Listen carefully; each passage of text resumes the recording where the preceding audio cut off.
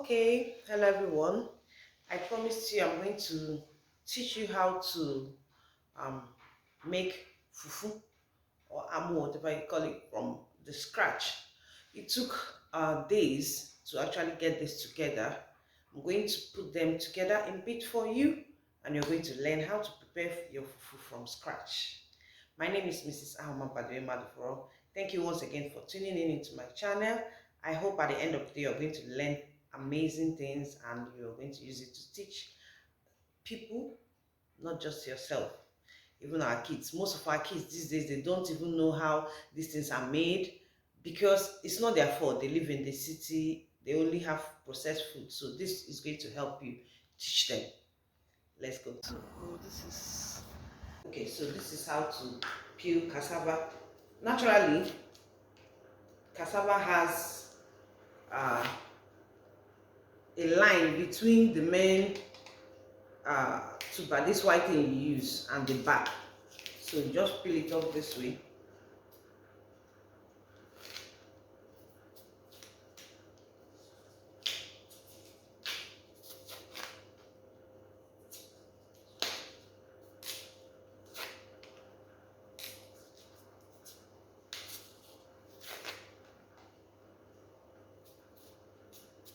So this is washing process.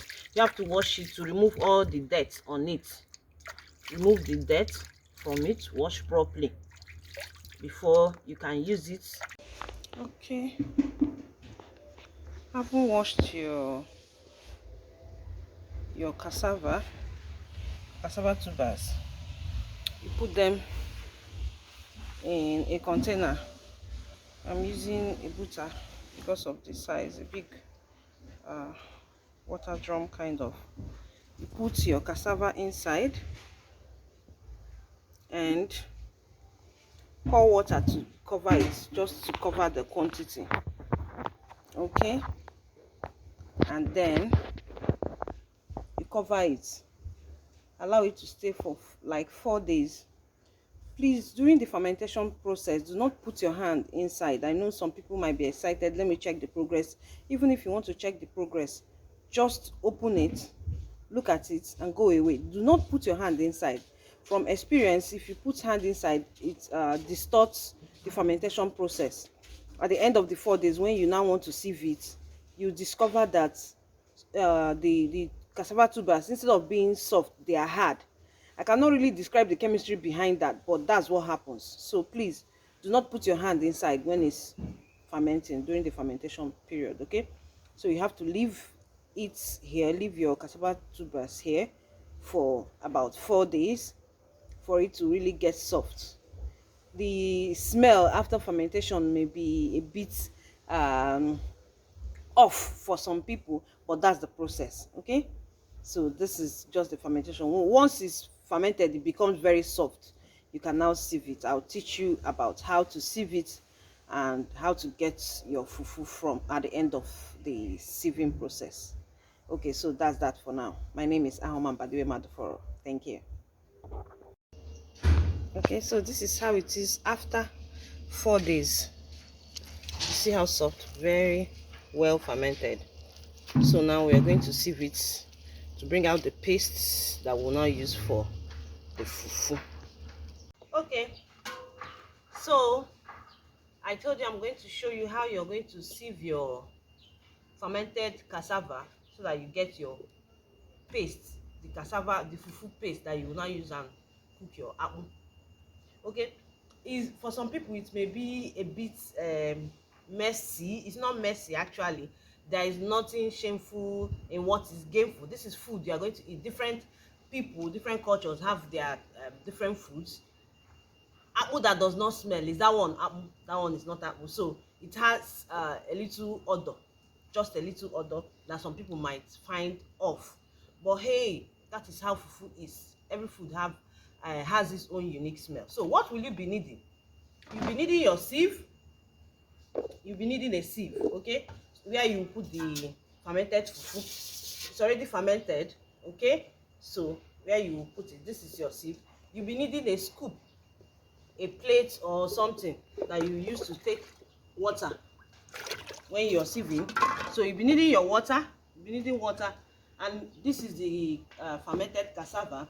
Very importantly, you'll be needing a bag. This is like a rice bag.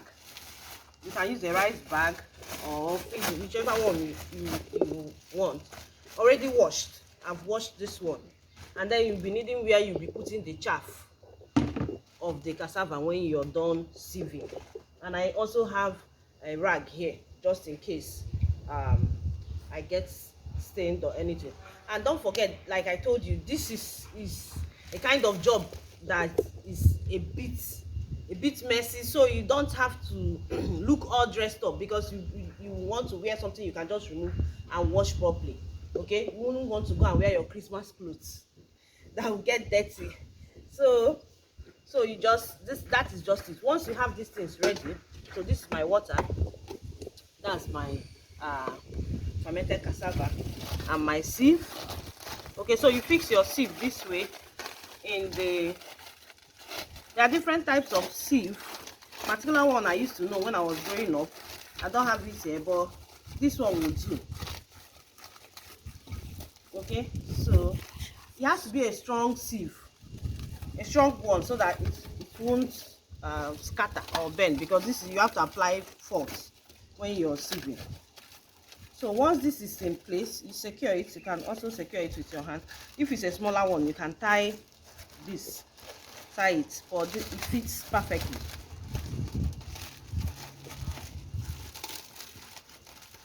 So after that, what do I now do? I start my sieving. Okay, so this is my fermented cassava. I just put some up to the quantity I can do at a time. You don't put the one, of course I didn't mention you need a seat. You have to sit down, because it's not what you do standing. If you stand up, your waist will pain you. So just put a little, and then you start the sieving process. This is not something for somebody who is not ready to do the job. You have to make up your mind that you actually want to do this. So you keep doing it. You're going to do it step by step. What are you doing? You're trying to remove the real paste, separate it from the chaff. We are going to have chaff at the end of the day. So you keep doing it, keep doing it, keep doing it, keep doing it, until the real cassava in this one goes out. Remember to always ensure that this thing is in place, so that your fufu paste doesn't go into the water. As you are doing this, the bag itself will be draining out water. You can also use that water to do what I'm doing with this clean water. Okay, so this is it for this first one.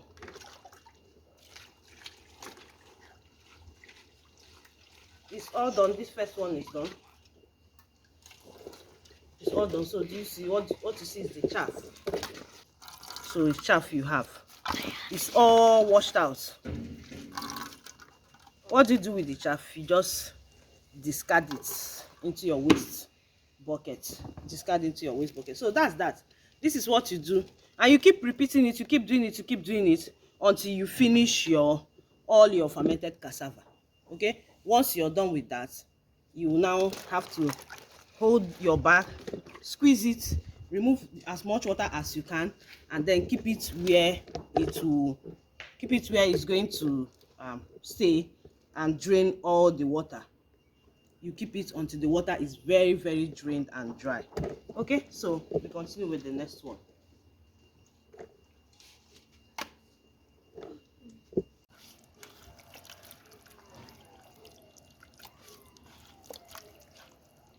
When you're done, this is what it will look like. That's what the sieved fufu paste is like. You remove your sieve. I've removed my sieve, and then you tie the bag properly. You have to hold it well so it doesn't fall away. Okay, so you just tie it very hard. Try to Okay, you can get additional rope to use and tie it so that it doesn't lose, because if it loses and pours away, all your effort will be wasted. So you have to make sure that you tie it properly, tie it very well. When you tie it and hold it in place, you have to bring it out from the water. There is water here, look, there is water. So you need to remove it and then turn it around, keep it where it will drain.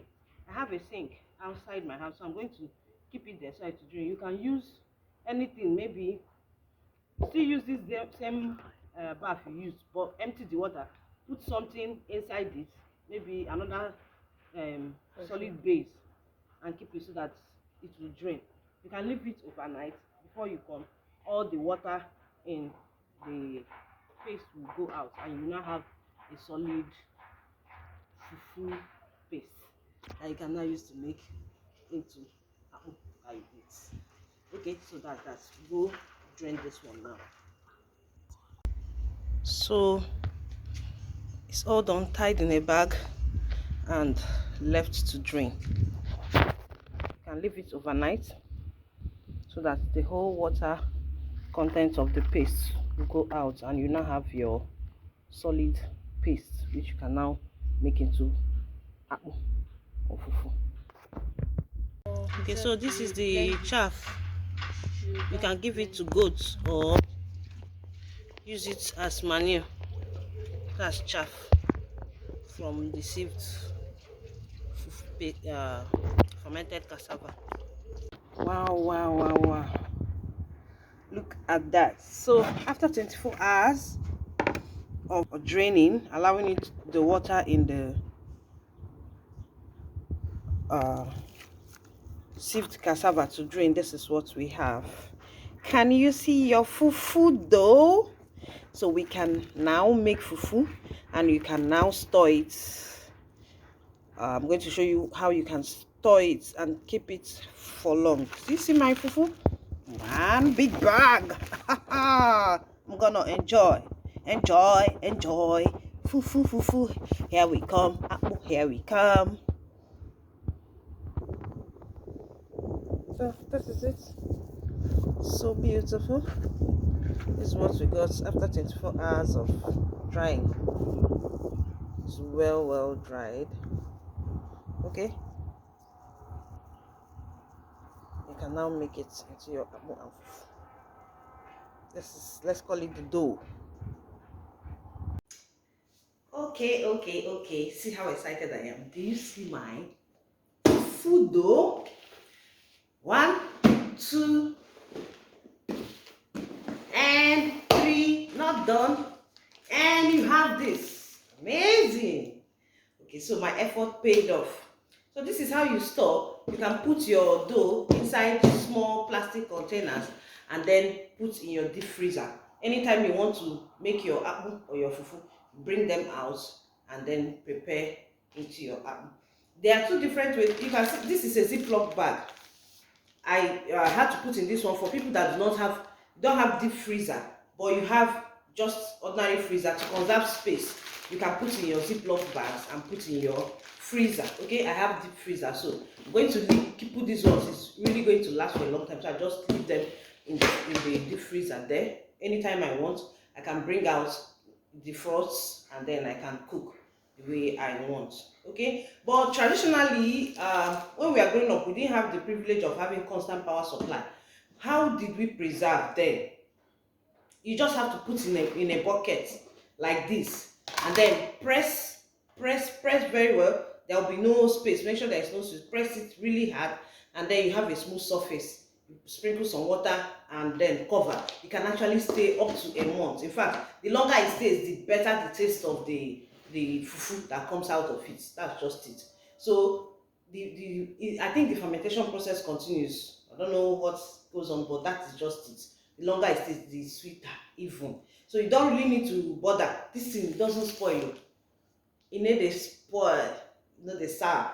Original native food be this one, especially the one you made by yourself, not the ones you got from the streets. That's why if you can do it, please do, so that you are sure of what you're eating.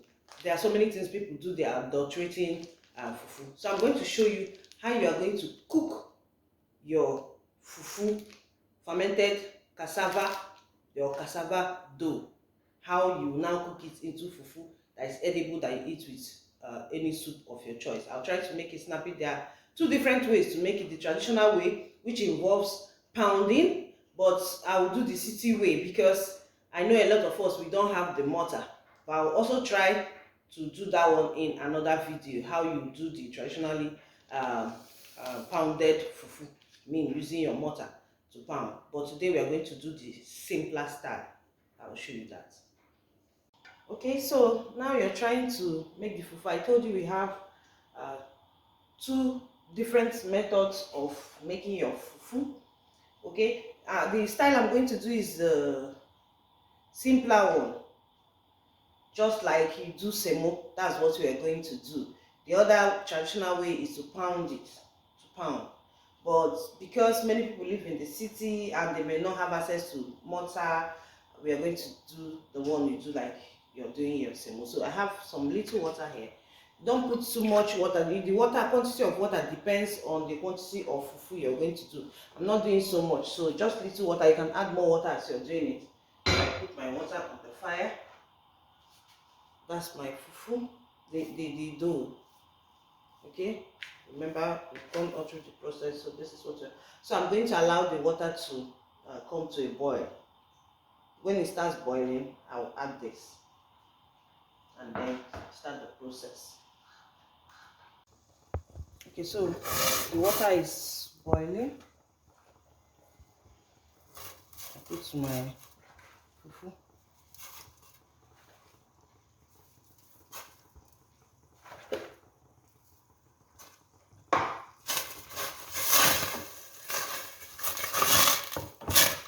Okay, just have to mix this.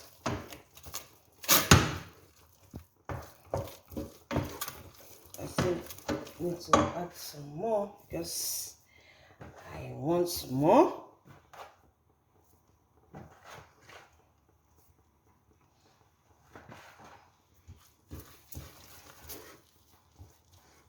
Okay, so the pot is hot. I have to hold it with a towel so that I get what I want. This requires some bit of strength, so you have to put on your gear of strength.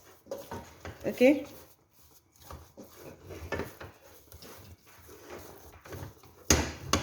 so you keep turning it. If it's so strong, you can add some additional water. Depends on how you want it to turn out.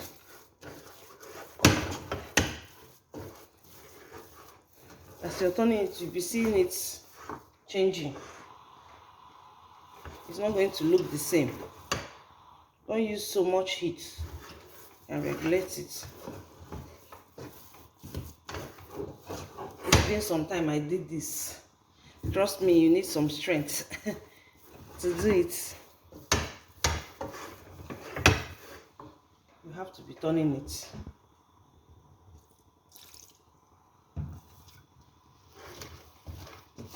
Don't put it and walk away until you get what you want.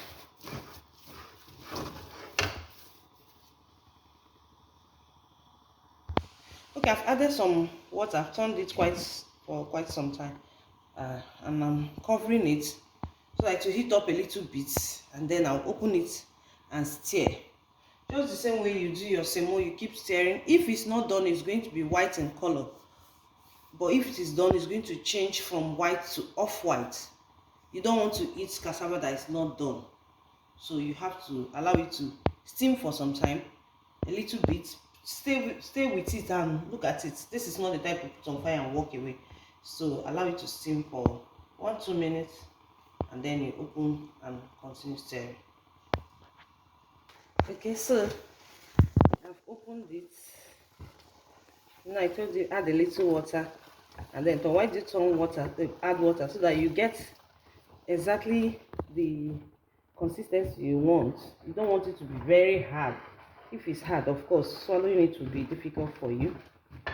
and then you also want it to get done. Adding water will help it to get done and be what you want. Okay, so this is our apple is coming out.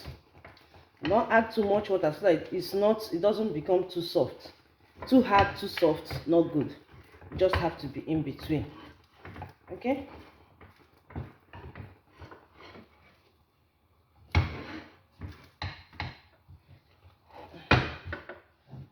So it's almost done. This cooks for, I think I've taken about 10 minutes in all now.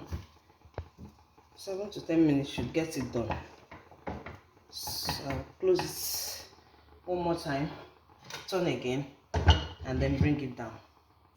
Okay, so it's done and I've taken it off the fire. I'm going to dish out the fufu now. Okay, so this is your fufu served in a plate. You can eat it with any soup of your choice. Egusi, oha, onugbu, ofe Owerri, edikaiko, anyone you can eat it with. If you're not eating it immediately, please remember to put it into a container where you cover it, or you wrap it with food grade waterproof or nylon, whatever you call it. Okay, and keep, because if you leave it exposed, it becomes dry and hard. You wouldn't want that. So in my next video, I'm going to teach you another method of cooking akpu fufu the traditional way. So for now, this is me saying bye. I hope you learned something. Share the video, click like, subscribe to my YouTube channel, and I will give you more interesting videos and delicacies. See you some other time. Mbadiwe-Maduforo is my name. Thank you so much for watching. Bye.